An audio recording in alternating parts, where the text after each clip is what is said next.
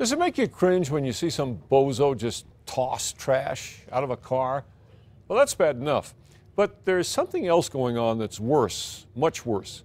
People are making a business out of trashing our state. Tonight, Dean Staley's on special assignment tracking a trucking company that's been paid a lot of money to make a major mess. New Mexico is one of the most beautiful places in the country, where snow-dusted mountains provide a backdrop for the colors of the high desert. But there is an ugly secret buried in these hills. Oh, I thought, what a disgusting mess. Lucia Sanchez works for Rio Arriba County, and she's on a mission to clean it up. She is walking atop an illegal dump site north of Espanola. It's a disgusting pattern. It seems to be a pattern by the same individuals who are in business and should know better. This is not a licensed landfill, but it is filled with what could be toxic remains of old buildings. What you see here is debris, oil, trash, asphalt, you name it. Sanchez says those buildings once stood here in Espanola, where a new CVS drugstore was built last year. The person doing the demolition is required to make sure that all this debris ends up in a designated landfill. That did not happen. And this isn't the only Espanola project where commercial waste never made it to a landfill. The remains of the building that stood here, owned by former Espanola Mayor Richard Lucero, ended up a few miles away.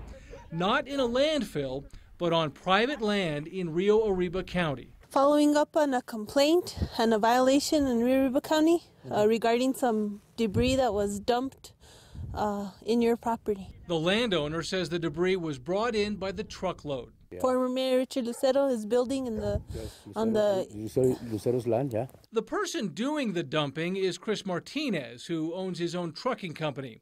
Martinez says former Mayor Lucero told him to dump the debris here, and he didn't ask questions. Your position is these are your trucks and they're your drivers. Yes. But you're not taking any responsibility for where this stuff gets dumped. Well, I don't, I never even crossed my head, that I should have asked questions and say, okay, well, give me your permits, give me all that. Not after the county came after me. Yeah. Yeah. But you didn't at the time. No, I didn't. I didn't at the time, yeah. He says Lucero paid him $3,000 for the job, which would have cost $15,000 had it been done properly. But you're saying it would have been too expensive to do this the right way. Yeah, it would have been very expensive, yes. Yeah. So it sounds like people were taking shortcuts. Yeah, probably right. We talked with former Mayor Lucero, and he said the lumber and metal from the building was hauled off by individuals to be reused.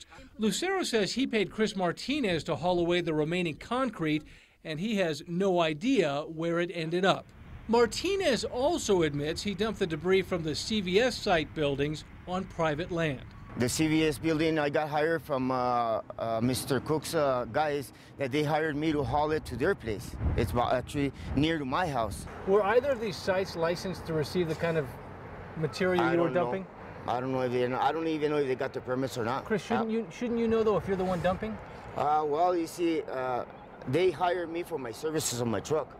You see, and if I ask questions all the time, then I don't get any business. It's all profit when you bury it on your own land instead of taking it to a landfill where you might have to pay tipping fees. And it's not just the mess.